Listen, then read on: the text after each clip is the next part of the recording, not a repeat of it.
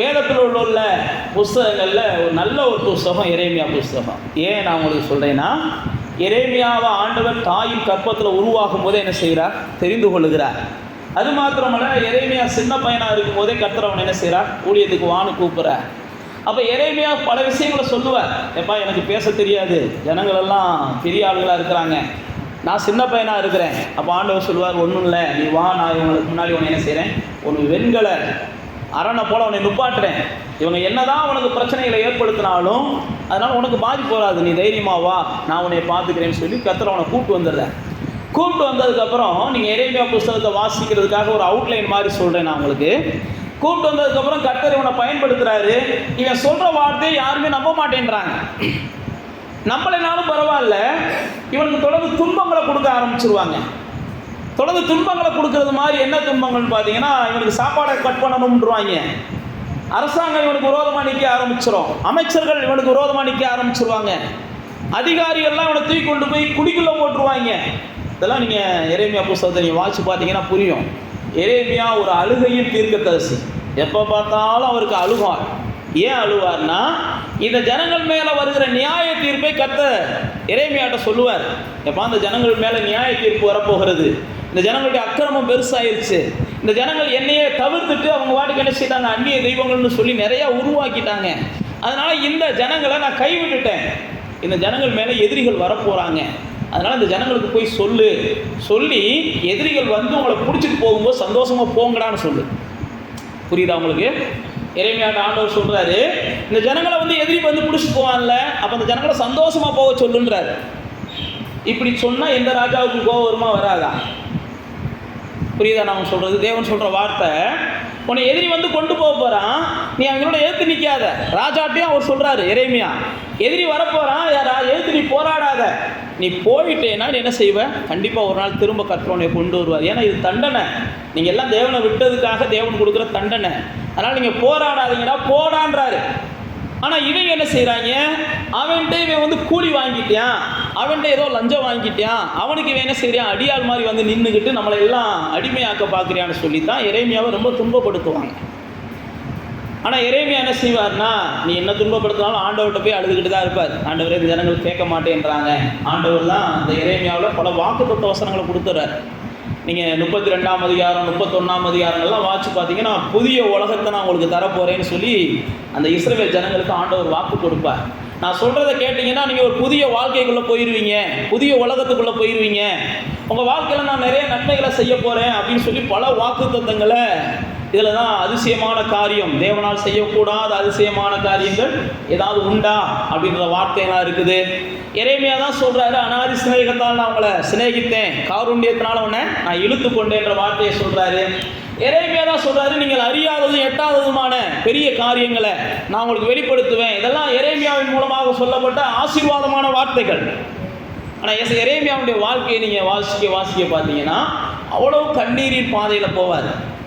கண்ணீரின் பாதை வேறு எதுக்கும் கிடையாது, வசனத்துக்காக. வசனத்தை ஆண்டவர் வசனத்தை சொல்கிறார். அப்போ இந்த எரேமியாவுடைய வாழ்க்கையில் பல நண்பர்கள் உதவியாக இருக்கிறாங்க. இப்படி கண்ணீரின் பாதையில் போகிறாரு, ராஜாக்கள் விரோதமாக இருக்கிறாங்க, அதிகாரிகள் விரோதமாக இருக்கிறாங்க, ஜனங்கள் விரோதமாக இருக்கிறாங்க. ஆனால் எரேமியாவுக்குன்னு சொல்லி சில நண்பர்களை கர்த்தர் கொடுக்குறார். நண்பர்கள் அல்லது உதவக்கூடியவங்க அப்படின்னு சிலரை கொடுக்குறார்.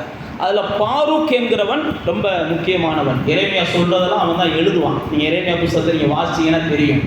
பாரூக்குன்ற பேர் இன்றைக்கி தான் கேள்விப்படுவீங்கன்னு நினைக்கிறேன். நிறையா பேர் கேள்விப்படுத்தீங்கன்னா கர்த்தருக்கு ஸ்தோத்திரம். எரேமியாவுடைய நல்ல ஒரு பிஏ மாதிரி இருந்து எரேமியா சொல்ல எழுதினவர் தான் பாரூக். இன்றைக்கி நம்ம பாரூக்கை பற்றி படிக்கலை. இந்த 39ஆம் அதிகாரத்தில் இன்னொரு மனுஷன் எரேமியாவுக்கு உதவியாக இருந்தார். அவரை குறித்து தான் நம்ம படிக்க போகிறோம். அந்த மனுஷனுடைய பெயரை குறித்து இங்கே போட்டிருக்குது. 39ஆம் அதிகாரம் 15ஆம் வசனத்திலிருந்து நம்ம வாசிக்கிறோம். பாருங்களேன், வாசிங்க.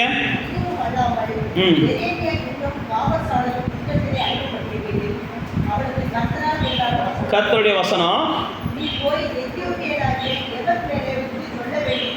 எபேத் மெலேக்கு. இந்த பேர் கேள்விப்பட்டவங்க யாராவது இருக்கீங்களா? எபேத் மெலேக்கு. ஏன்னா இந்த 2 அதிகாரத்தில் தான் வரும். இந்த 39ஆம் அதிகாரத்துலையும் 38ஆம் அதிகாரத்தில் தான் இருக்கும். இந்த பேர் யாருன்னு பார்த்தீங்கன்னா, இவன் கூட ஒரு இஸ்ரவேலன் கிடையாது, ஒரு தேவ மனுஷன் கிடையாது, தேவ பிள்ளைகளுடைய வம்சத்தில் வந்தவன் கிடையாது. ஆனால் இவங்களை துன்பப்படுத்துறதெல்லாம் யாருன்னு பார்த்தீங்கன்னா, தேவ பிள்ளைகள் தான் துன்பப்படுத்துகிறாங்க எரேமியாவை. தேவனுடைய வார்த்தையை கேட்குற ஜனங்கள் தான் எரேமியாவை துன்பப்படுத்துவாங்க. ஆனால் இந்த மனுஷன் யாருன்னு பார்த்தா பைபிளில் போட்டு அவன் எத்தியோப்பியன், ஆப்பிரிக்க கண்டத்தை சார்ந்தவன். அவன் பாருங்க எரேமியாவுக்கு உதவியாக இருக்கிறான். எரேமியாவுக்கு உதவியாக இருக்கிறத கர்த்தர் பார்த்து அவனுக்கு கொடுக்குற சில வாக்கு தத்தங்களை தான் நம்ம வாசிக்கிறோம். வாசிங்க அடுத்த வசனத்தை.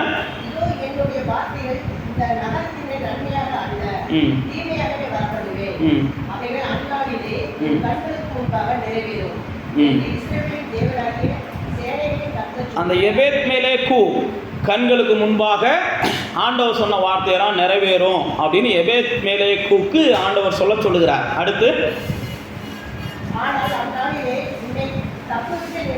எல்லா தேசத்தின் மேல தீமை வரும், ஆனா எபேத்மெலேக்குவை நான் என்ன செய்வேன்? தப்பு வைப்பேன். இந்த ஜனங்கள் எல்லாம் பயப்படுறாங்க, அதனால நீ பயப்படுறவாறு அந்த எதிரிகள் கையில நீ ஒப்பு கொடுக்கப்படுவதில்லை. நான் உன்னை நிச்சயமா விடுவிப்பேன். நீ பட்டயத்துக்கு இரையாக மாட்ட.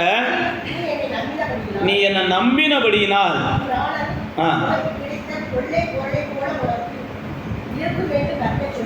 உன் பிராணன் உனக்கு கிடைத்த கொள்ளை பொருளை போல இருக்கும் என்று கர்த்தர் சொல்லுகிறார். இந்த எபேத்மெலேக்கு இவன் ஆண்டவரை அறியாதவன்.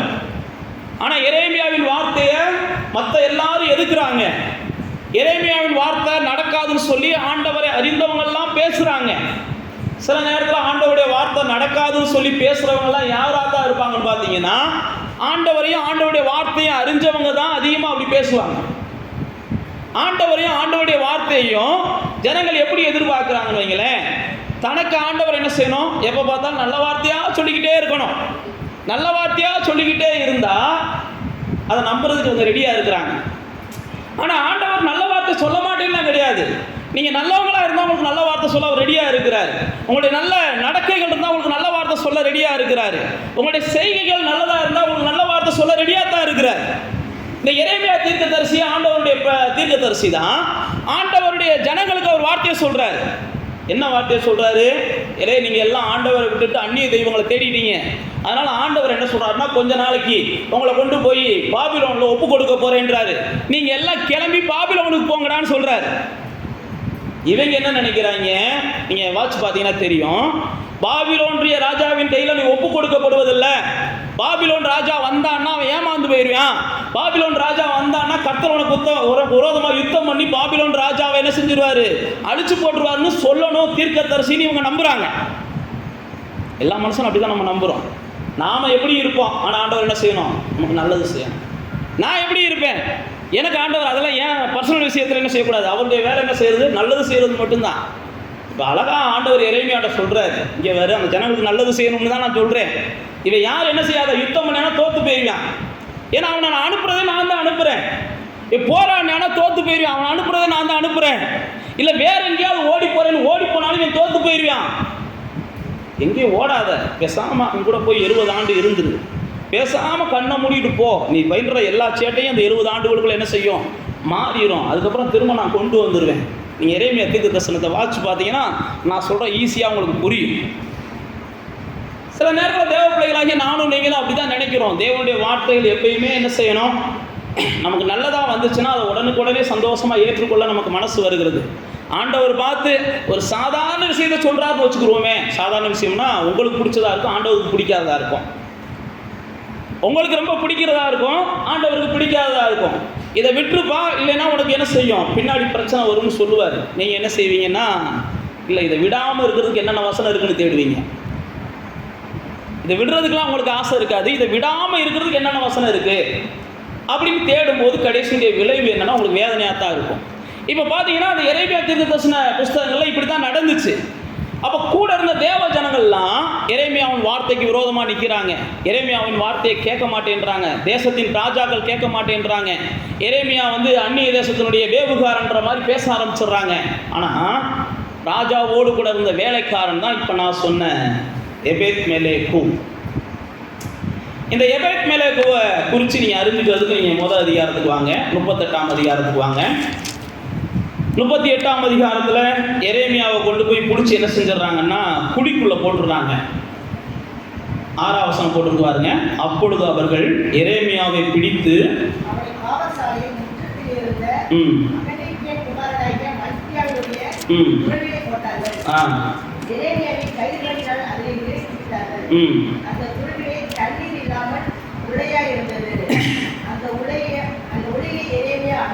பாருங்க. இந்த வேலையை செய்யறவங்க எல்லாம் யாருன்னு பாத்தீங்கன்னா எரேமியாவுடைய சொந்த ஜனங்கள். எந்த ஜனங்கள் நல்லா இருக்கணும்னு சொல்லி தேவன் எரேமியாவை அனுப்புனாரோ அந்த ஜனங்கள் தான் எரேமியாவை பிடிச்சி என்ன செய்யறாங்க, குழியில போடுறாங்க, அவனை சகதிக்குள்ள போடுறாங்க, அவன் சாகட்டும்ன்ற மாதிரிலாம் செய்யறாங்க. ஆனால் இது தேவனுடைய வார்த்தை என்பதை அந்த ஊரில் அந்த தேசத்துக்கு வேலைக்காரனாக இருந்தான் பாருங்க, அந்த ராஜாவுக்கு வேலைக்காரனாக இருந்தான் பாருங்க, எபேத் மெலேக்கு, அவன் நம்புகிறான். அந்த எபேத் மெலேக்கு நம்புறதுனால தான் அடுத்த வார்த்தைகளை பாருங்க, இப்படியெல்லாம் நடக்கிறத அவன் பார்த்த உடனே, இப்படியெல்லாம் நடக்கிற சூழ்நிலைகள் அவன் கேட்ட உடனே அவன் 8ஆம் வசனத்திலிருந்து பாருங்க, ராஜாட்ட வரான் பாருங்களேன்.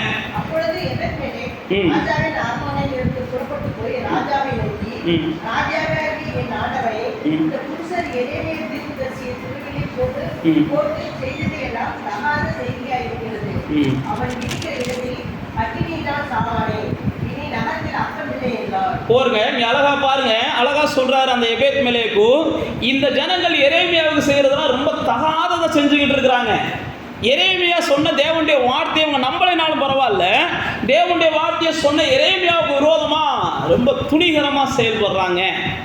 எபேத் மெலேக்கு அவனுக்கு ஆண்டவர் வாக்குத்தத்தம் கொடுத்தாருன்னு சொன்ன பாருங்க. என்ன வாக்குத்தத்தம் கொடுத்தாருன்னு சொன்னேன், எப்பா அந்த ஜனங்கள் விசுவாசிக்காத நீ விசுவாசிக்கிற, அதெல்லாம் உன் கண்ணுக்கு முன்னாடி என்ன செய்ய போகுது, நடக்க போகுது. இந்த ஜனங்கள் மேலே என்ன செய்ய போகிறது, பட்டயம் வரும், ஆனால் அந்த பட்டயத்துக்கு நீ பாதிப்புக்கப்பட மாட்ட. இந்த ஜனங்கள் கண்டிப்பாக தப்ப மாட்டாங்க, ஆனால் நீ தப்புவ. இந்த ஜனங்கள் கண்டிப்பாக விடுதலையை காண மாட்டாங்க, ஆனால் நீ விடுதலையை காண்ப.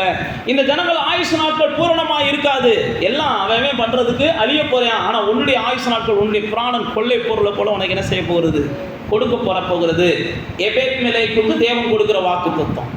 அப்போ எபேத் மெலேக்கு இங்கே என்ன செஞ்சார்னு பார்த்தீங்கன்னா, அவர் தேவனை அறியாதவர், தேவனை சேவியாதவர், ஆனால் தேவனை மதிக்கிற மனுஷனாக இருக்கிறார். தேவனை ரொம்ப மதிக்கிறார். தேவனை மதிக்கிறதுனால தான் தேவ மனுஷனை அவர் மதிக்கிறார். தேவனை மதிக்கிறவங்க தேவ மனுஷன் என்ன செய்வாங்க, மதிப்பாங்க. இங்கே பாருங்க, எரேமியா ஒரு தேவ மனுஷன். அதனால தான் இங்கே பாருங்க, அழகா இவங்க செய்கிறதெல்லாம் தகாததை செய்கிறாங்க, எரேமியாவை கொண்டு போய் கொடுமைப்படுத்துகிறாங்க அப்படின்னு சொல்லி அந்த எபேத் மெலேக்கு எரேமியாவுக்காக வாதாடுகிற ஒரு சூழ்நிலையை பார்க்கிறோம். அப்போ நமக்கு வாக்கு தத்துவம் வேணும் அப்படின்னா நாம் என்ன செய்யணும், தேவனுக்காக, தேவனுடைய மனிதர்களுக்காக கொஞ்சமாக தைரியமாக பேசணும். தேவனுக்காக, தேவனுடைய மனிதர்களுக்காக, நீங்கள் தேவ மனிதன் நம்புகிறவர்கள், தேவனுடைய வார்த்தைகளை போதிக்கிறவங்களுக்காக இன்னைக்கு தைரியமாக பேசுறதுக்கு ஆள் கிடையாது. அவங்களுக்காக பேசுறதுக்கு ஆள் இல்லை, ஆண்டவருக்காகவும் பேசுறதுக்கு ஆள் இல்லை. அவங்களுக்காக, சுயத்துக்காக, தங்களுக்காகத்தான் இன்னைக்கு எல்லாருமே பேச விரும்புகிறோம். ஆனால் எபேத் மெலேக்கு கூட்டத்தோடு பேசாமல் இருந்துடலாம், நமக்கு என்னத்துக்குடா வம்பு, அந்த ஊருக்காரன் அவங்க தீர்க்கதரிசியை குடும்பப்படுத்திட்டு போறேன், நமக்கு என்ன அப்படின்னு நின்றுக்கலாம். ஆனால் எபேத் மெலேக்கு என்ன செஞ்சார், சார் இவங்க செய்கிறதெல்லாம் தப்பு, இவங்க செய்கிறதெல்லாம் தப்பு. அப்போ தேவனுடைய பிள்ளைகளே, நீங்களும் நானும் முதல்ல என்ன செய்யணும், தேவனை மதிக்கிறது மாதிரி தேவ மனிதர்களை நம்ம மதிக்கணும். தேவனுடைய மனிதர்களை மதிக்கிறது அப்படின்னா தேவனுடைய வார்த்தைகளை நம்ம மதிக்கணும். தேவனுடைய வார்த்தைகளை, தேவனுடைய மனிதர்களை நம்ம மதிக்கலை அப்படின்னாலே நாம் தேவனை மதிக்காதவங்க தான். இப்போ இந்த எபேத் மெலேக்குவை துன்பப்படுத்தினவங்கலாம் நாங்கள் தேவனை சேவிக்கிறோம்னு சொல்கிறவங்க, சாரி எரேமியாவை துன்பப்படுத்தினவங்கலாம். ஆனால் எபேத் மெலேக்கு தேவனை சேவிக்காதவன், ஆனால் எரேமியாவுக்கு என்ன செய்கிறாரு, உதவி செய்கிறார். அப்போ இங்கே பாருங்கள், அழகாக சொல்கிறார் எபேத் மெலேக்கு, இவங்க எல்லாம் என்ன செய்கிறாங்க, எரேமியாவுக்கு தீங்கு செய்கிறாங்க. அப்போ நீங்களும் நானும் இந்த நாட்களில் எப்போ நம்ம கண்ணுக்கு முன்னாடி அடுத்தவங்களுக்கு ஏதாவது தீங்கு செய்கிற சூழ்நிலைகள் நடக்கும்போது அதில் இருக்க நியாயத்தை பேச பழகணும். நியாயத்தை பேசுனீங்கன்னா ஆண்டோடைய வாக்கு தத்தங்கள் உங்களுக்கு சொந்தமாகும். இப்போ பாருங்கள், எரேமியா இருக்கிற சூழ்நிலையில் எரேமியா எபேமெலேக்குக்கு எந்த வகையிலும் நன்மை செய்ய முடியாது. ஆனால் எபேமெலேக்கு எரேமியாவுக்கு நன்மை செஞ்சதுனால கர்த்தர் அவனுக்கு வாக்குத்தத்தத்தை கொடுக்குறார். அப்போ சில நேரத்தில் நன்மை செய்ய முடியாதவங்களுக்கு நாம் நன்மை செஞ்சோம்னா கர்த்தர் அதுக்குரிய பலனை நமக்கு தரார். இதுதான் நமக்கு வேதத்தில் பல இடங்கள்ல ஆண்டவர் சொல்லியிருக்கிறார். நன்மை செய்ய திராணி இல்லாதவங்களுக்கு நன்மை வேணும், ஆனால் அவங்களுக்கு அவங்களால திரும்ப செய்ய முடியாது.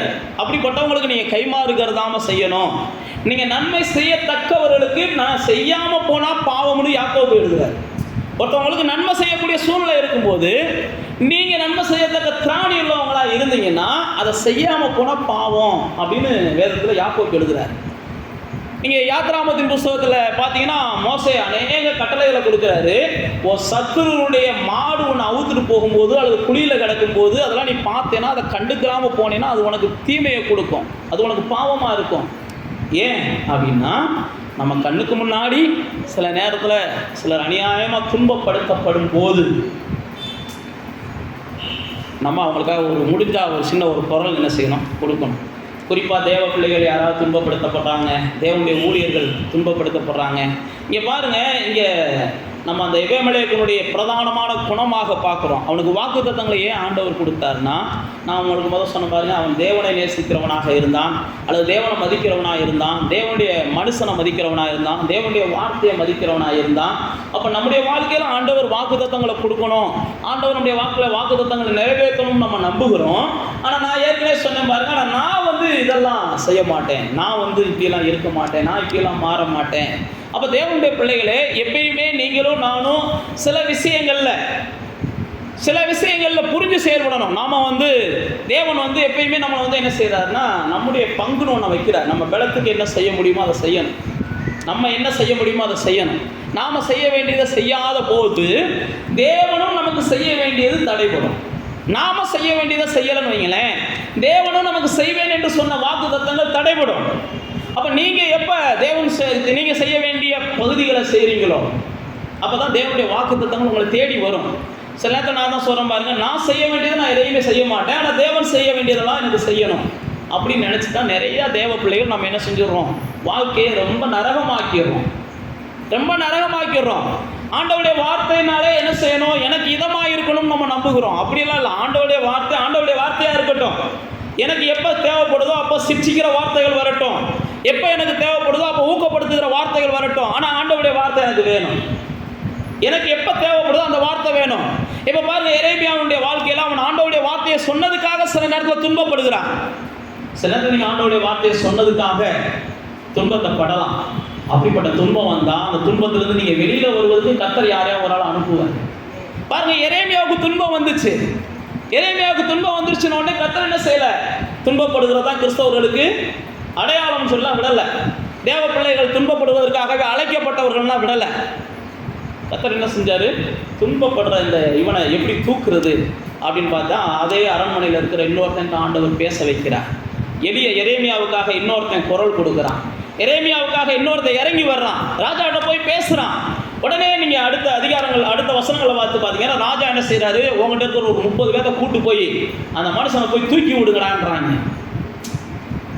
இதில் என்ன ஆச்சரியம்னா, தூக்கி விடுங்க அப்படின்னு உடனே இவன் பாட்டுக்கு என்ன செய்யலை, ஏதோ கையை பிடிச்சி காலை பிடிச்சி ஏதோ கடமைக்கு செய்யணுமாலாம் செய்யலை. சில நேரத்தில் நானும் நீங்களும் சில விஷயங்களை செய்யும்போது என்ன செய்கிறோம், ஏதோ கடமைக்கு செய்வோம், இந்த எந்திரிப்போ அப்படின்னு தூக்கி விடுற மாதிரி தூக்கி விடுறோம். நல்லா தெரிஞ்சுக்கோங்க, நாம் செய்கிற எல்லாத்தையும் கர்த்தர் கவனிச்சுக்கிட்டு இருக்கிறார். நீங்கள் கடமைக்கு செஞ்சீங்க அப்படின்னா அது கடமைக்கு தான் உங்களுக்கு பலன் இல்லாமல் போகும். நீங்கள் செய்யும்போது அதில் கொஞ்சம் என்ன செய்யணும், கனிவோடு செய்யணும், அல்லது பணிவோடு செய்யணும், அன்போடு செய்யணும். இங்கே பாருங்கள், அந்த எபேமெலேக்கு வாழ்க்கையை நீங்கள் அந்த 38ஆம் அதிகாரத்திலே பார்க்குறோம் பாருங்கள்.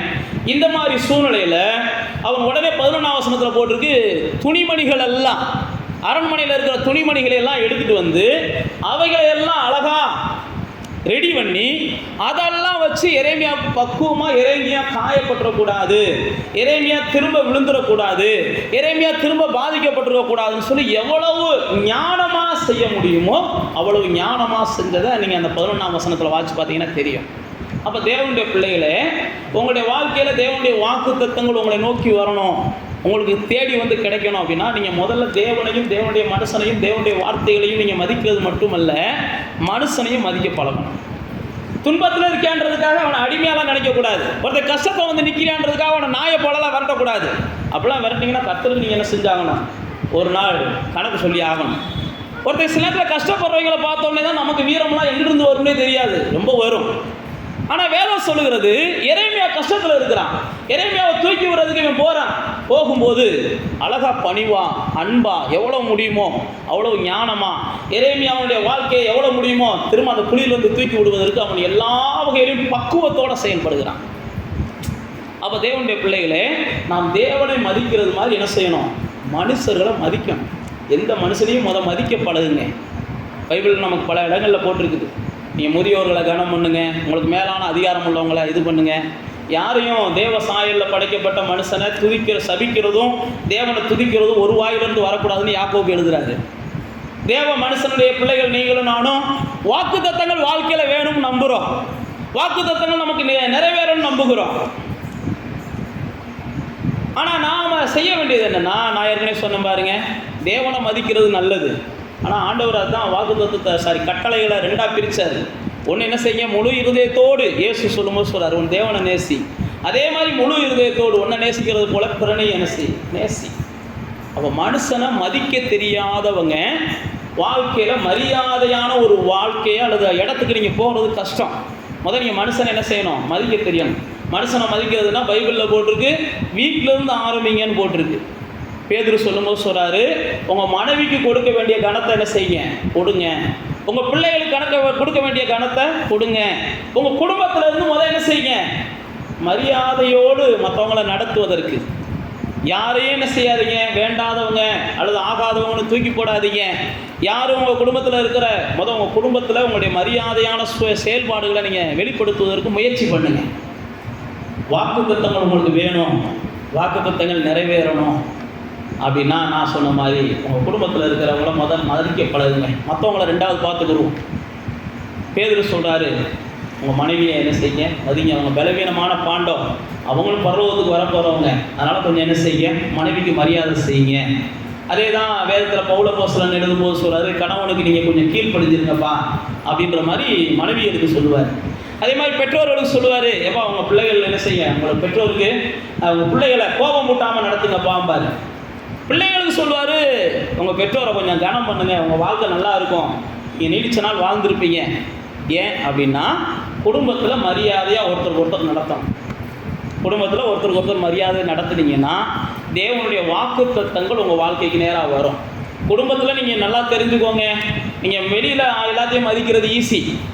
வெளியில் யாருன்னே தெரியாது, யாரை வேணாலும் நம்ம மதிப்போம். சும்மா வர ஒரு பொம்பளையெல்லாம் அழகாக என்ன செய்வோம்? என்னம்மா சாப்பிட்டியாமான்னு கேட்போம். நம்ம வீட்டில் நம்ம அம்மாவை என்னைக்கு யார் சாப்பிட்டாங்க கேட்டோம்னா கத்தருக்கு தான் வெளிச்சோம், யாருன்னே தெரியாது. ஏன் நான் உங்களுக்கு சொல்லுகிறேன் அப்படின்னா, வேதத்தில் இருக்கிற நம்ம கொடுத்துருக்கிற ஆலோசனை, நீங்கள் வாக்குத்தத்தங்கள் உங்கள் வாழ்க்கையில் நிறைவேறணும் அப்படின்னா தேவனை நேசிக்கிறது மாதிரி மனிதர்களை என்ன செய்யுங்க? நேசிங்க. தேவனுக்கு மரியாதை செய்கிறது மாதிரி மனிதர்களுக்கு மரியாதை செய்யுங்க. நான் சொன்னபடி உங்கள் குடும்பத்திலேருந்து அதை நீங்கள் தொடங்குங்க. அடுத்து பாருங்க, இதே எரேமியாவுடைய வாழ்க்கையை பார்க்குறோம். 13ஆம் வசனத்தில் அதே அந்த எபிமெலேக்கு வருகிறார். இந்த இதெல்லாம் கயிறுகளெல்லாம் வச்சு அவர் என்ன செய்கிறார்? அந்த எரேமியாவை தூக்கி விடுகிறதை பார்க்கணும். கயிறுகளெல்லாம் வச்சு அவன் தூக்கி விடுகிறான். இந்த எபிமெலேக்கை போல நீங்களும் நானும் நம்மளால் முடிஞ்ச அளவுக்கு 4 பேரை தூக்கி விடுவதற்கு முயற்சி பண்ணணும். நீங்கள் தலைவர்களாய் வரணும்னு முதல் நீங்கள் விரும்புனீங்கன்னா தலைவர்களுக்குரிய பண்பை நீங்கள் வெளிப்படுத்தணும். நீங்கள் ஆசீர்வாதமாக இருக்கணும்னு விரும்புனீங்கன்னா அந்த ஆசீர்வதிக்கப்பட்ட ஒரு மனுஷன் எப்படியெல்லாம் மற்றவர்களுக்கு உதவியாக இருப்பியான் அப்படின்ற நினச்சி நீங்கள் என்ன செய்யணும்? சில காரியங்கள் உங்களால் முடிஞ்சதை செய்யணும். நீங்கள் அந்த செயல்பாடுகளில் காமிக்கத்தான் உங்களுக்கு அடுத்து பெருக்கம் கிடைக்கும். நான் நல்லா இருக்க விரும்புகிறேன் அப்படின்னா யாருக்காவது என்னால் முடிஞ்சால் நன்மையை செய்வோம். அதுக்காக நீங்கள் 1000 ரூபா கொடுங்கன்னு சொல்லலை. உங்களால் முடிஞ்சால் என்ன செய்யுங்க? ஒருவேளை சாப்பாடை கொடுங்க, அல்லது யாரையாவது தூக்கி விட முடிச்சுன்னா தூக்கி விடுங்க. எப்போ இங்கே போய் படிப்பான்னு சொல்லுங்கள், அல்லது இங்கே போய் மருத்துவம் பார்ப்பான்னு சொல்லுங்கள், அல்லது இங்கே போய் அதை செய்வோம். யாருக்காவது ஒரு வகையில் உதவியாக இருக்கு. அப்போ தான் நீங்கள் உயர்த்தப்படுவீங்க. உங்களால் உங்கள் பலத்துக்கு என்ன செய்ய முடியுமோ பைபிள் அப்படி தான் போட்டுக்கோங்க. திராணிக்கு என்ன நன்மை செய்ய முடியுமோ அதை செய்யுங்க. நீங்கள் எந்த அளவுக்கு திராணிக்கு செய்கிறீங்களோ பாருங்கள். அந்த அவன் தூக்கி விட்டு எரேமியாவை என்ன செய்கிறான்னா அடுத்து அந்த மாதிரி ஆபத்துக்கள் வெல்லாத ஒரு உலகத்துக்கு கொண்டு போயிடறான். அப்போ தேவனுடைய பிள்ளைகளே, நீங்களும் நானும் மற்றவங்களுக்கு என்ன செய்யணும்? உதவியாக இருக்கணும். மற்றவங்களை தூக்கி விடணும். மற்றவங்களுடைய வாழ்வுக்கு நம்ம ஏதாவது ஒரு வகையில் உறுதுணையாக இருக்கணும். நான் மட்டும் வாழணும்னு நீங்கள் நினைக்கக்கூடாது. நானும் நீங்களும் தேவ சாயலில் படைக்கப்பட்டவர்கள். தேவன் எல்லாரும் வாழணும்னு நினைக்கிறது மாதிரி நம்மளால் முடிஞ்சவங்கள நம்ம வாழ வைக்கணும். நம்மளால் முடிஞ்சவங்க இந்த பூமியை விட்டு நம்ம கண்ணை மூடும்போது பைபிளில் போட்டுக்குவாருங்க, அனித்தியமான உலக பொருட்கள்னால நான் சம்பாதிச்ச நண்பர்களை அப்படின்னு சொல்லி நம்ம லூக்காவில் ஆண்டவர் இயேசு வாழ்ந்த நாட்களில் சொல்லுவார். அனித்தியமான உலக பொருட்களை பயன்படுத்தி நீங்கள் சிலருக்கு என்ன செய்யுங்க, ஆசீர்வாதம் நாடுங்க. அப்போ வாக்குத்தத்தங்கள் உங்கள் வாழ்க்கையில் நிறைவேறணும் அல்லது வாக்குத்தத்தங்கள் உங்களுக்கு கிடைக்கணும், நீங்கள் அந்த பூமியில் வாழ்ந்திருக்கணும்னு நினச்சிங்கன்னா இந்த எரேமியா தீர்க்கதரிசிக்கு யாரோ ஒரு மனுஷன் உதவுனா, அப்போ நீங்கள் ஏதோ ஒரு மனுஷனுக்கு உதவுறீங்க. அந்த மனுஷனுக்கு உதவுனதை நான் மறுபடியும் சொல்கிறேன், நீங்கள் சொல்லி காட்டினீங்கன்னா அதுக்குரிய பலன் உங்களுக்கு இல்லாமல் போயிடும். நான் அவங்களுக்கு உதவி செஞ்சேன், கடைசியில் அவங்க இப்படி இருக்கிறாங்க, நான் இவங்களுக்கு உதவி செஞ்சேன், கடைசியில் இவங்க இப்படி இருக்கிறாங்க, நீங்கள் எப்போ சொல்கிறீங்களோ அப்போயே உங்கள் பலன் மேலே நீங்களே மண்ணள்ளி போட்டுறீங்க. பைபிள் அப்படி தான் நமக்கு சொல்லி இருக்குது. நம்ம எல்லாருக்கும் தெரியும் பாருங்கள், ஒரு மனுஷன் வந்து ஜோம் பண்ண வரான் லூக்கா 18ஆம் அதிகாரத்தில். அவன் சொல்லும்போது சொல்கிறான், நான் உபவாசம் இருந்தேன், நான் தசமபாகம் கொடுத்தேன், நான் இதெல்லாம் செஞ்சேன், நான் அதெல்லாம் செஞ்சேன்னு ஜோம் பண்ணுறான். பைபிளில் போட்டுருக்கு அவனுடைய ஜெபத்திற்கு கர்த்தர் என்ன செய்யலை, பெருசுபடுத்தலை. அதே நேரத்தில் ஆண்டவரே நான் இப்படி இருக்கிறேன், இந்த பாவியான மனுஷனை ஏற்றுக்கோங்கப்பா அப்படின்னு நான் சொல்லி ஜெபம் பண்ணி தான் வைங்க. பைபிள் அப்படி தான் போட்டிருக்கு. ஒரு பாவியான மனுஷனை இவனு தான் போகிறாங்க. இந்த பாவியான மனுஷனை போல நான் இருக்காததுக்காக சோத்திரம்ன்றாங்க. சில நேரத்தில் நீங்களும் நானும் ரொம்ப அதிக பிரசங்கித்தனமாக ஜெபம் பண்ண ஆரம்பிச்சிடுறோம். அதனுடைய விளைவு என்னென்னா நமக்கு தான் தெரியுது. இப்படி தான் அவன் ஜெபம் பண்ணுறான், அந்த பாவியான மனுஷனை போல நான் இல்லாததுக்காக சோத்திரம் ஆண்டவரேன்றான். நான் வேதம் சொல்கிறது கர்த்தர் இவனுடைய ஜெபத்தை விட்டுட்டாரு, அவனை தான் கர்த்தர் என்ன செஞ்சார், எடுத்து போட்டார். அப்போ நீங்களும் நானும் மற்றவங்கள பார்த்துட்டு இவங்களை போல நான் இல்லாததுக்காக சோத்திரம் ஆண்டவரையெல்லாம் சொல்லக்கூடாது. ஆண்டவரே என்னையை மாற்றுனது மாதிரி இவங்களையும் மாற்றுங்கப்பா, எனக்கு உதவி செஞ்சது மாதிரி இவங்களுக்கு உதவி செய்யுங்கப்பா, என் குடும்பத்துக்கு நன்மை செஞ்சது மாதிரி இந்த குடும்பத்துக்கு நன்மை செய்யுங்கப்பா. இப்படி தான் நானும் நீங்களும் மற்ற மனிதர்களை நேசிக்கிறத வெளிப்படுத்தணும். இப்போ வாங்க அந்த வாக்குத்தத்தங்களுக்கு வாங்க. இந்த 39ஆம் அதிகாரம், இது நான் சொன்ன எபிமெலேக்க ஏன் ஆண்டவர் வாக்குத்தத்தம் கொடுக்கிறார், அந்த எபிமெலேக்கு எரேமியா என்பவனுக்கு எந்த வகையில் உதவியாக இருந்தான், எல்லாரும் எரேமியாவுக்கு எதிராக இருந்தபோது இந்த எபிமெலேக்கு எரேமியாவுக்கு உறுதுணையாக இருந்தான். அதனால தான் தேவன் அவனுக்கு வாக்குத்தத்தங்களை கொடுத்தாருன்னு பார்த்தோம். இப்போ அந்த 39ஆம் அதிகாரத்தில் உள்ள வாக்குத்தத்தங்களை பார்க்குறோம் பாருங்க. இந்த இடத்துல ஆண்டவர் சொல்கிற முதலாவது வாக்குத்தத்தம் என்னன்னா, நீங்கள் விசுவாசிச்சதுனால அந்த ஜனங்களுக்கு நடக்க போகிற எல்லா துன்பத்தையும் நீ பார்ப்ப. இந்த ஜனங்களை நீங்கள் வந்து துன்பப்படக்கூடாதுன்னு நினச்சிங்கன்னா அந்த தேசத்துக்கு போங்கன்னு சொல்கிறேன்.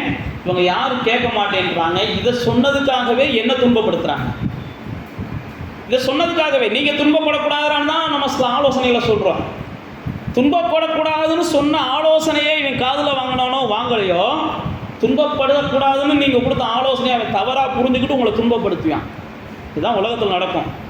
புரியுதா புரியலையான்னு தெரில, சுற்றி சொல்கிற மாதிரி இருக்கா, நேராக சொல்கிற மாதிரி இருக்கா. நாம் இவங்க துன்பப்படக்கூடாதுன்னு சொல்லி நல்ல ஆலோசனைகள் சொல்கிறோம். ஆனால் அவங்க என்ன நினைக்கிறாங்க, நான் துன்பப்படக்கூடாதுன்னு நான் சொல்கிற அந்த ஆலோசனை அவங்களுக்கு ஏற்றதா இல்லை. அவங்களுக்கு ஏற்றதா என்னென்னா, இப்படி சொல்கிறதுக்கு போல நீ 10,000 கொடுத்துருந்தேன்னு ஏன் நீ சொல்கிறத நான் என்ன செஞ்சுருப்பேன், இப்படி சொல்லிட்டு போகிறதுக்கு தான் வந்தியாக்கா, போ உன்னை மாதிரி 100 பேரை தெரியும்னு சொல்லிட்டு நம்மளை துன்பப்படுத்தி அனுப்பி விடுவாங்க. புரிஞ்சா இப்போயாது இந்த 10,000 சொன்னதுக்கப்புறம் தான் புரியுது பாஸ்டர்ன்றீங்க. கர்த்தருக்கு ஸ்தோத்திரம். எப்படியோ புரிஞ்சா சரி.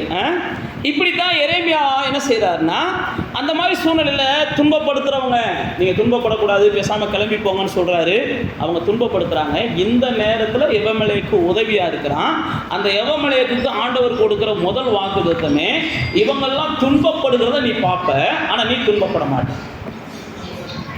அப்போ தேவனுடைய பிள்ளைகளே, மற்றவங்க துன்பப்படும் போது நீங்கள் கொஞ்சம் உதவியாக இருந்தீங்கன்னா, உங்களுக்கு ஒரு துன்பம் வரும்போது கர்த்தர் உங்களை அந்த துன்பத்திலிருந்து என்ன செய்கிறார், காப்பாற்றுகிறார்.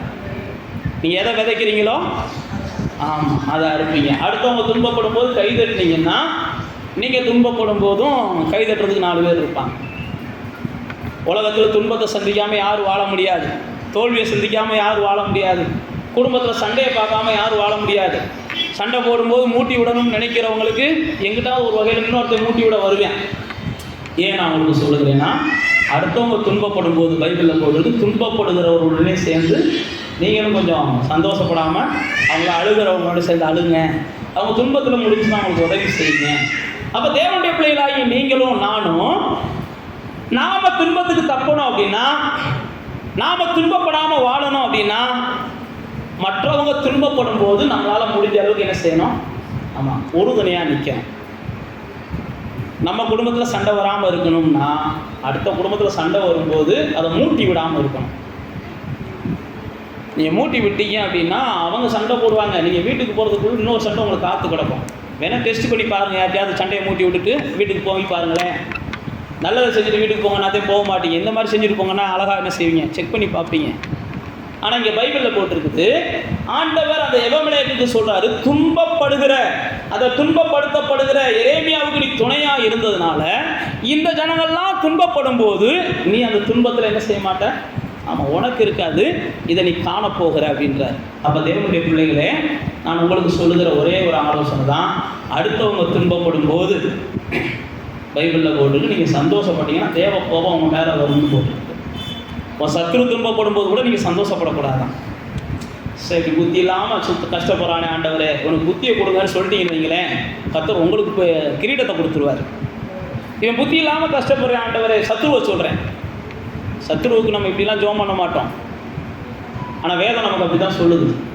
அப்போ இங்கே பாருங்கள், நீங்கள் துன்பப்படுகிற, துன்பங்கள் சூழ்ந்திருக்கிற அந்த உலகத்தில் துன்பம் இல்லாமல் வாழணும் அப்படின்னா, மற்றவங்க துன்பப்படும் போது கொஞ்சமாவது என்ன செய்யுங்க? அவங்களுக்கு இறக்கம் காமிங்க. கொஞ்சமாவது அவங்களுக்கு இறக்கம் காமிங்க. ரெண்டாவது பாருங்க, அவனுக்கு கொடுக்குற பெரிய வாக்குத்தத்தம், துன்பப்படுகிற இந்த மனிதர்கள் மத்தியில் நீ வாழ்வ, ஆனால் நீ துன்பத்தை சந்திக்க மாட்டேன். ரெண்டாவது ஆண்டவர் அவனுக்கு கொடுக்குற பெரிய வாக்குத்தத்தம் என்னன்னு பார்த்தீங்கன்னா, உன்னை நான் தப்பு விற்பேன் அப்படின்றார். 17ஆம் வசனத்தில் சொல்கிறாரு, அந்நாளில் நான் உன்னை தப்பு விற்பேன். அந்த ராஜா வந்து படையெடுத்துட்டு வருவார், இந்த ஜனங்களெல்லாம் பிடிச்சிட்டு போயிடுவார், இந்த ஜனங்களுக்கெல்லாம் ஒரு தீமை செய்ய போகிறாரு. ஏன்னா அந்த ஜனங்கள் என் வார்த்தையை கேட்க மாட்டேன்னு சொல்கிறதுனால இவங்களுக்கு தீங்கு நடக்குது, என் வார்த்தைக்கு விரோதமாக இருக்கிறதுனால இவங்களுக்கு தீங்கு நடக்குது. ஆனால் அப்படிப்பட்ட சூழ்நிலையில் நான் உன்னை தப்பு விற்பேன். அப்போ தேவனுடைய பிள்ளைகளே, நீங்களும் நானும் தேவனுடைய பிள்ளைகளாக இருக்கிறபடினால நம்ம இருக்க ஒருக்குள்ள தேவன் என்ன செய்கிறாருன்னா, அந்த தேவனுடைய கோபாக்கினைகள் வருகிற நேரங்களில் தேவ பிள்ளைகளுக்கான ஒரு பாதுகாப்பை தேவன் என்ன செய்கிறார்? கொடுக்குறார். தேவ பிள்ளைகளுக்கு தேவன் ஒரு பெரிய பாதுகாப்பை வச்சிருக்கிறார்.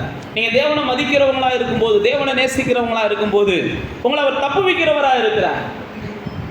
ஆபத்து கண்டிப்பாக நம்முடைய வாழ்க்கையில் எல்லா சூழ்நிலையிலையும் ஆபத்து நிறைந்த உலகத்தில் தான் நம்ம வாழ்ந்து கொண்டு இருக்கிறோம். எப்போ நம்ம கண்ணுக்கு, எப்போ நம்ம காலுக்கு கண்ணி வைப்பாங்கன்னு நமக்கு தெரியாது. எப்போ நம்மளுக்கு கூட இருந்துக்கிட்டே குழி பறிப்பாங்கன்னு நமக்கு தெரியாது. எப்போ நம்ம கூட இருக்கிறவங்க நமக்கு விரோதமாக மாறி துரோகம் பண்ணுவாங்கன்னு நமக்கு தெரியாது. ஆனால் நமக்குள்ள ஒன்று புரியணும், நான் தேவனை நேசிக்கிறதுனால எது நடந்தாலும் என்னை அவர் காப்பாற்றுவா இருப்பான், என்னை அவர் தப்பு வைப்பா இருப்பான். அப்போ நீங்களும் நானும் ஆண்டவரை நேசிக்கிறதுனால ரெண்டாவது நமக்கு ஆண்டவர் கொடுக்குற பெரிய ஆசீர்வாதம், நான் உங்களை என்ன செய்வேன்? தப்பு வைப்பேன். அவனுக்கு அதுதான் சொல்கிறாரு, நான் உன்னை தப்பு வைப்பேன். இந்த ஜனங்களெல்லாம் ராஜாட்ட மாட்டுவாங்க, இந்த ஜனங்களெல்லாம் பிரச்சனையில் மாட்டுவாங்க, இந்த ஜனங்களெல்லாம் அடிமையாக போவாங்க, இந்த ஜனங்களெல்லாம் அந்நிய தேசத்துக்கு போவாங்க, ஆனால் நான் உன்னை காப்பாற்றுவேன்றாரு. ஏன் அப்படின்னா, நீ என்ன நேசிச்ச, என் வார்த்தையை நேசிச்ச, தேவன் ஊழியனாகிய எரேமியாவை நேசிச்ச, இதெல்லாம் செஞ்சதுனால இந்த ஜனங்களுக்கு வருகிற ஆபத்துக்கள்லேருந்து நான் உன்னை தப்பு வைப்பேன் அப்படின்னு சொல்லி ஆண்டவர் அவனுக்கு அந்த வாக்கு கொடுக்குறதை பார்க்கிறோம். இதனால தான் பவுல் அப்போஸ்தலர் 2 கொரிந்தியரில் சொல்லும்போது சொல்கிறாரு, எங்களை இது வரைக்கும் தப்பு வச்சார், இனி அவர் தான் தப்பு வைப்பார். ஏன்னா நாங்கள் அவருடையவர்கள். 1:10 2 கொரிந்தியர் 1:10 சொல்கிறார், இது வரைக்கும் எங்களை தப்பு வச்சார். நாங்கள் மரணம் வரும் என்று நம்பின விஷயத்தில் கூட, நாங்கள் இதோட செத்து போவோம் நினைச்ச விஷயத்தில் கூட, அல்ல இதோட கெட்டு போவோம் நாங்கள் நினைச்ச விஷயத்தில் கூட கர்த்தர் எங்களை காப்பாற்றினாங்க. இது வரைக்கும் எங்களை தப்பு வச்சார். அதே மாதிரி தான் உங்கள் வாழ்க்கையை நீங்கள் நினச்சிருக்கலாம், இதோட அது முடிஞ்சு, அதோட முடிஞ்சு. ஆனால் நீங்கள் ஆண்டவரை நேசிக்கிறதுனால அதெல்லாம் முடிஞ்சு நீங்களே சொன்னாலும் கர்த்தர் என்ன செஞ்சால்? உங்களை தப்பு வைத்தார். நாம் எல்லாம் பார்க்குறோம், சாத்ராக் மேசாக் சொல்கிறாங்க, எங்கள் தேவன் தப்பு வைக்க வல்லவராக இருக்கிறார். அதே நேரத்தில் இடைவிடாமல் ஆராதிக்கிற தேவன் எங்களை தப்பு வைக்க வல்லவராக இருக்கிறார்னு சொல்லி தானியேலுடைய புஸ்தகத்தில் அந்த ராஜா சொல்லுகிறதை பார்க்கிறோம். அப்போ நீங்களும் நானும் அந்த நிச்சயம் இருக்கணும், எங்கள் தேவன் எங்களை தப்பு வைக்க வல்லவராக இருக்கிறார், எங்களை தப்பு வைக்க வல்லவராக இருக்கிறார். நம்ம எல்லாருக்குமே தெரியும், தானியேலோடு கூட இருந்தவங்க தானியேலுக்கு குழி பறிக்கிறாங்க, தானியேலோடு கூட இருந்தவங்க தானியேலுக்கு விரோதமாக பொறாமையில் சில விஷயங்களை செய்கிறாங்க. சில நேரத்தில் நம்ம கூட இருக்கிறவங்க நமக்கு விரோதமாக என்ன வேணாலும் செய்யலாம், நமக்கு தெரியாது. அவங்க சிரிக்கிறது தான் நம்ம பார்ப்போம், அவங்க உள்ளத்துக்குள்ளே முறைச்சிக்கிட்டு இருப்பாங்க.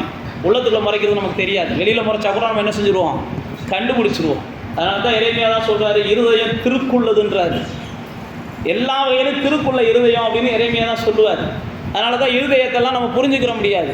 ஆண்டவர் அதான் சொல்கிறார், மனுஷன் முகத்தை பார்க்குறான், நான் தான் இருதயத்தை பார்த்து உங்களை எல்லாம் காப்பாற்றுறேன்றாரு.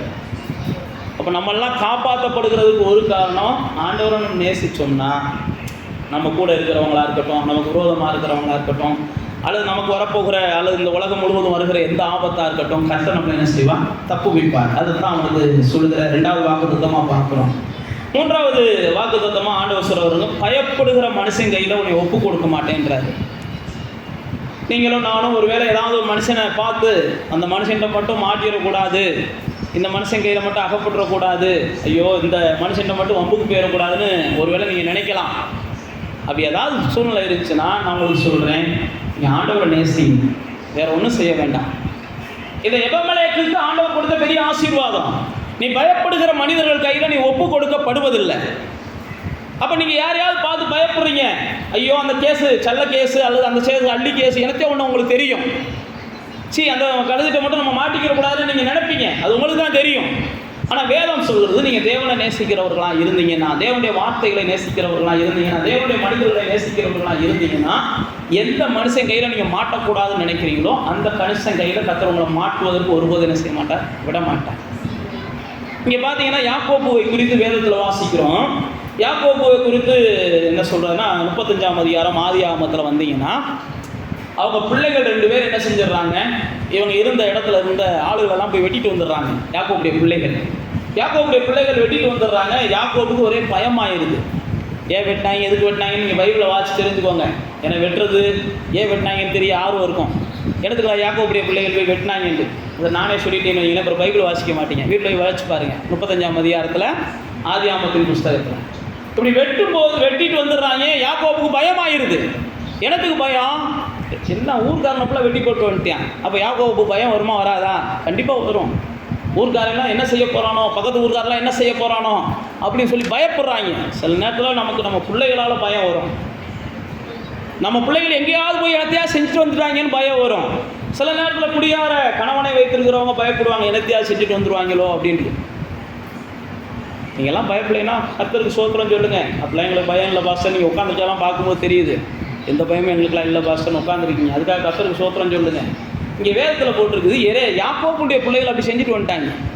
அப்போ உடனே யாக்கோபு என்ன செஞ்சாருன்னா ஆண்டவரை நோக்கி பார்க்குறாரு. பைபிளில் போட்டிருக்குது, யாக்கோபு எல்லாத்துக்கும் பயப்படுறான், ஆனால் கர்த்தரை அவன் நோக்கி பார்க்கறதுனால, கர்த்தரை அவன் நேசிக்கிறதுனால கர்த்தர் என்ன செஞ்சாருன்னா சுற்றி உள்ள மக்களுடைய உள்ளத்தில் யாக்கோபை குறித்த ஒரு பயத்தை ஏற்படுத்தினார். பைபிளில் போட்டிருக்கு. அப்போ சில நேரத்தில் நீங்கள் பார்த்து அவங்கள பார்த்து பயப்படுறீங்க, ஆனால் நீங்கள் கர்த்தரை நேசிக்கிறதுனால கர்த்தர் உங்களை பார்த்து அவங்க பயப்படும்படி அவங்க இருதயத்தில் என்ன செஞ்சிடறாரு, மாற்றி வச்சிடுறாரு.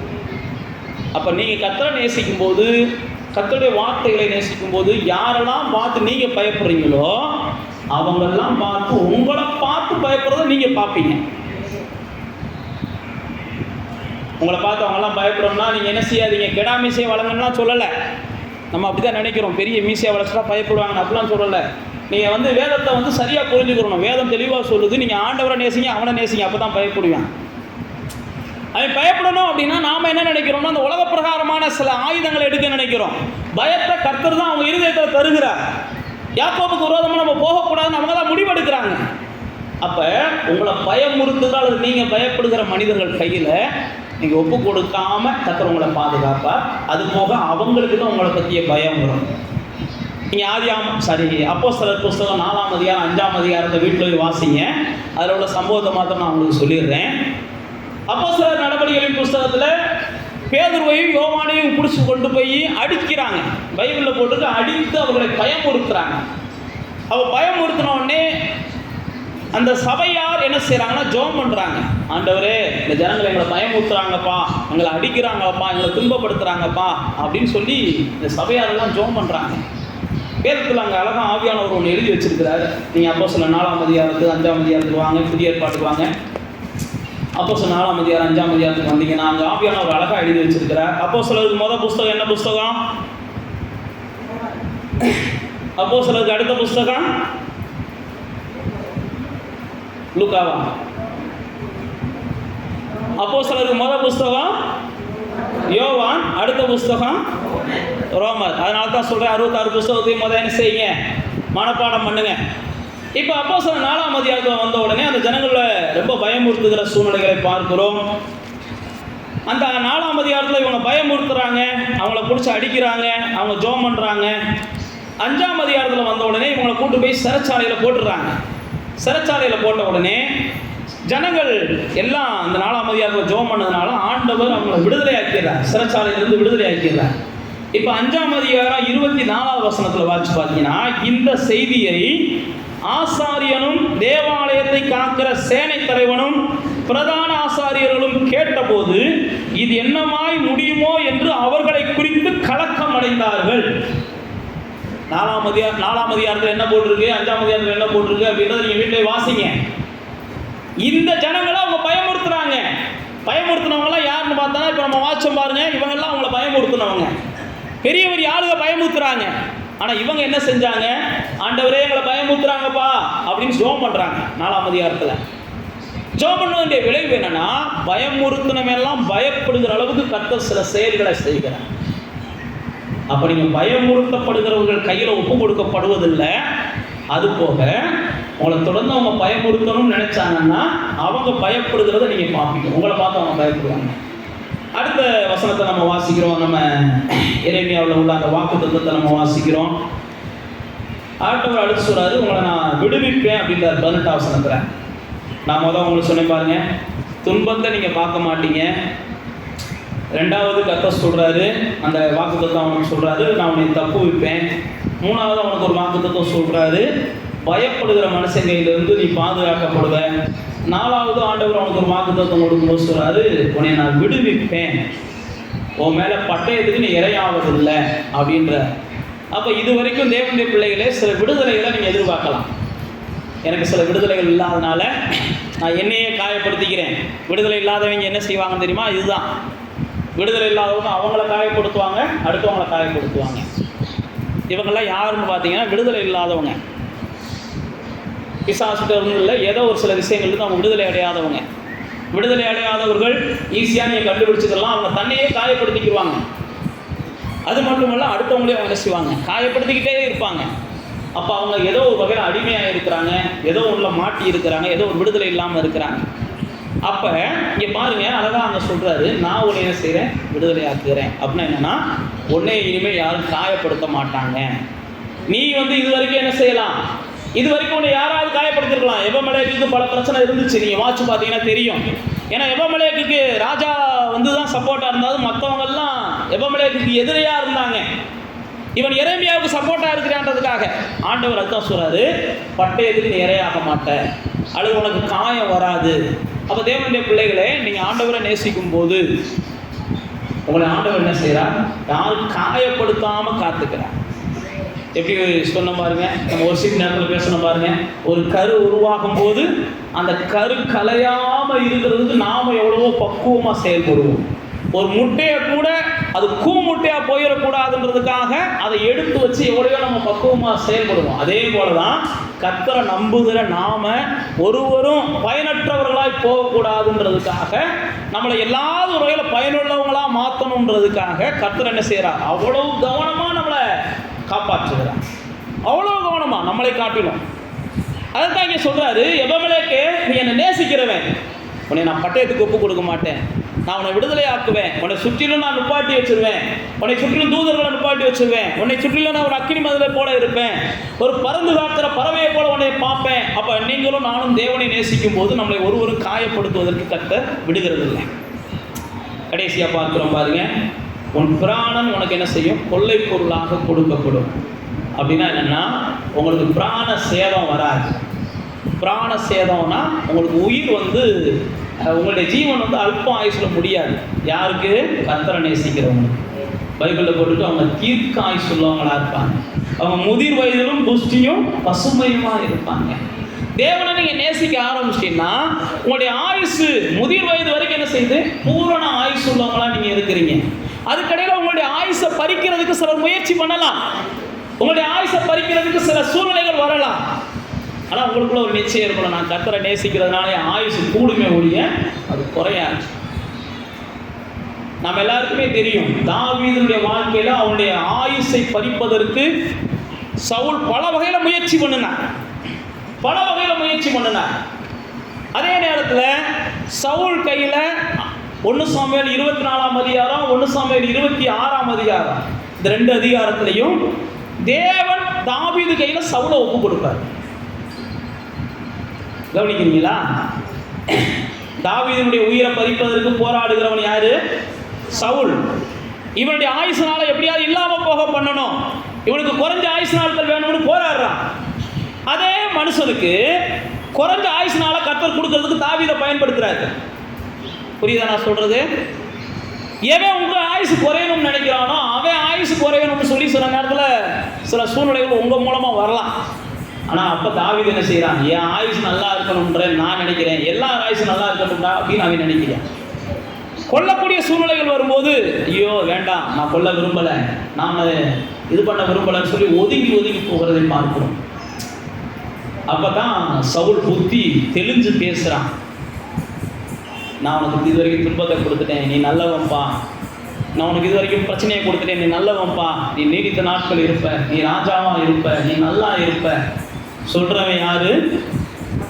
சவுல். இவனை கொல்ல நினைத்தவன்.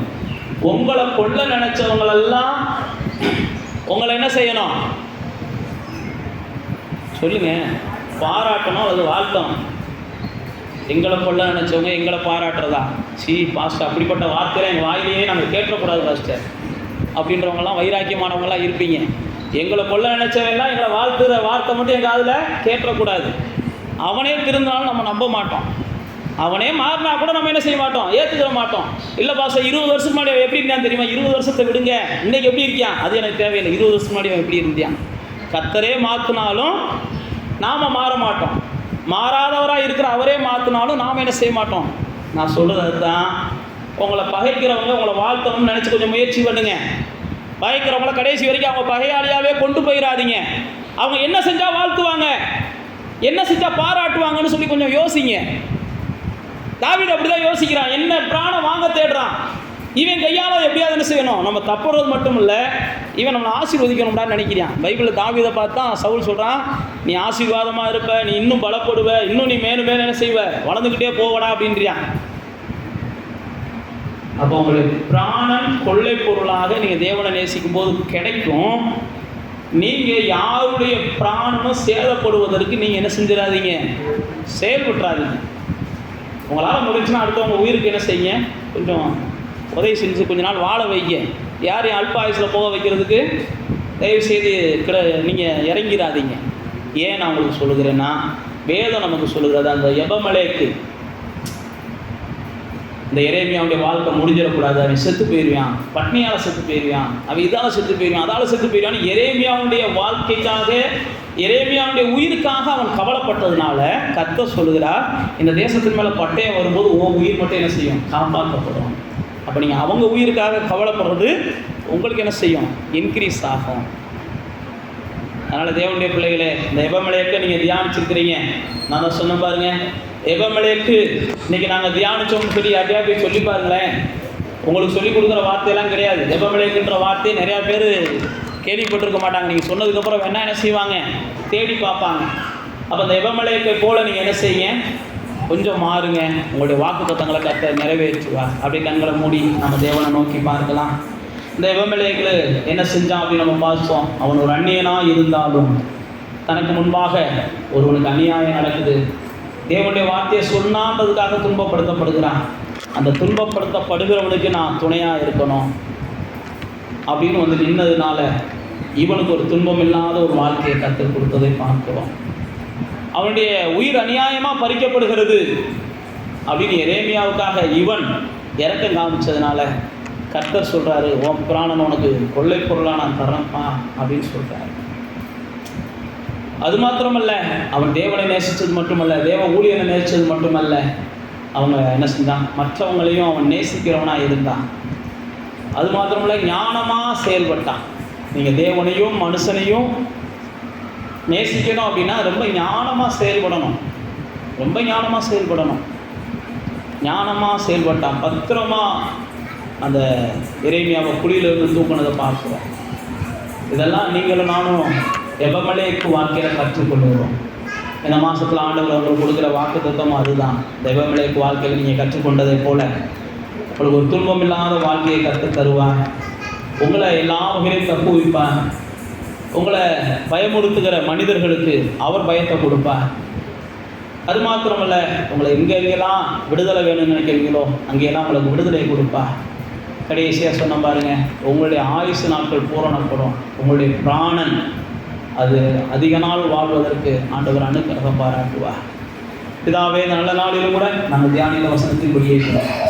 இந்த எபமலேக்கிட்ட இருந்த நல்ல குணங்களை நாங்கள் எங்கள் வாழ்க்கையிலையும் கொண்டு வந்துக்கிட்டு எபமலேக்கை போல நாங்கள் கஷ்டப்படுறவங்க மேலே அன்பாகவும், ஆண்டவரே ஒரு தைரியமாக இருக்க வேண்டிய இடத்துல தைரியமாகவும், செய்ய வேண்டிய ஞானமாக சில விஷயங்களை செஞ்சுட்டு தேவனுடைய வாக்கு தத்தங்களையும் தேவனுடைய ஆசீர்வாதங்களையும் நாங்கள் சுதந்திரித்துக் கொள்ள எங்களுக்கு நீங்கள் உதவி செய்யுங்கப்பா. இந்த நேரத்தில் இங்கே வந்திருக்கிறவங்களுடைய பிள்ளைகள் யாராகலும் துன்பப்படுத்துகிற சூழ்நிலைகளில் மற்றவங்களால் துன்பப்படுத்தப்படுறாங்கன்னா இப்பொழுதே கர்த்தர் அவங்கள அந்த துன்பத்திலேருந்து விடுதலையாக்குங்க. அந்த துன்பப்படுத்துகிற நபர்லேருந்து உங்களை காப்பாற்றுங்கப்பா. அது மாத்திரமல்ல ஆண்டவரே, உங்களுடைய பிள்ளைகள் ஒருவேளை ஏதோ ஒரு வகையில் தப்பணும்னு நினைக்கிற சில விஷயங்கள் இருக்கலாம். தப்ப முடியாத சில சூழ்நிலைகள் அவங்க அகப்பட்டிருக்கலாம். அவங்க தப்புவதற்கு கர்த்தர் உதவி செய்யுங்க. அவங்கள கர்த்தர் தான் விடுதலை ஆக்குங்கன்னு நாங்கள் ஆசீர்வதிக்கிறோம்ப்பா. இந்த நாளில் கூட அவங்க பயப்படுகிற மனிதர்கள் முன்பாக கர்த்தாவே அவங்க வாழ்ந்திருக்கட்டும். அந்த பயங்களை எல்லாம் கர்த்தர் எடுத்து போட்டுருங்க. பயப்படுகிற மனிதர்களுக்கு இவங்களை குறித்த ஒரு பயத்தை கொடுங்க. அதே மாதிரி பிராணனை குறித்து அல்லது ஆயுஷ் நாட்களை குறித்து ஏதோ சின்ன சின்ன பயத்தோடு இருந்த யாரையும் இந்த நேரத்தில் அவங்களுக்கு ஆயுஷ் நாள் பூரணமாக கிடைக்கும்னு சொல்லி கர்த்தர் நீங்கள் அவங்களுக்கு உறுதியான வார்த்தையை கொடுங்கப்பா. எனக்கு ஆயுஷ் நாள் பூரணமாக இருக்கும். ஒருவேளை எனக்கு அங்கே வழி இருக்கலாம், இங்கே வழி இருக்கலாம், இந்த பிரச்சனை அதெல்லாம் எனக்கு தேவையில்லை. தேவனுடைய வார்த்தை எனக்கு சொல்லுது, நான் அவரை நேசிக்கிறதுனால எனக்கு ஆயுஷ் நாட்களை கொள்ளை பொருளாக தருகிறார். எனக்கு ஆயுஷ் நாட்களை என்ன பரிபூர்ணமாக தருகிறார். என்னுடைய ஆயுஷ் நாட்கள் முழுவதும் நான் பசுமையும் புஷ்டியும் தீர்க்க ஆயுஷோடு வாழ்ந்திருப்பேன் அப்படின்ற நிச்சயத்தோடு வாழ்ந்திருக்கேன். உங்களுடைய பிள்ளைகளுக்கு உதவி செய்யணும்ப்பா. தொடர்ந்து உங்களுடைய பிள்ளைகளை பலப்படுத்துங்க. எல்லா துதியும் நாங்கள் நமக்கு செலுத்துகிறோம். இயேசுவின்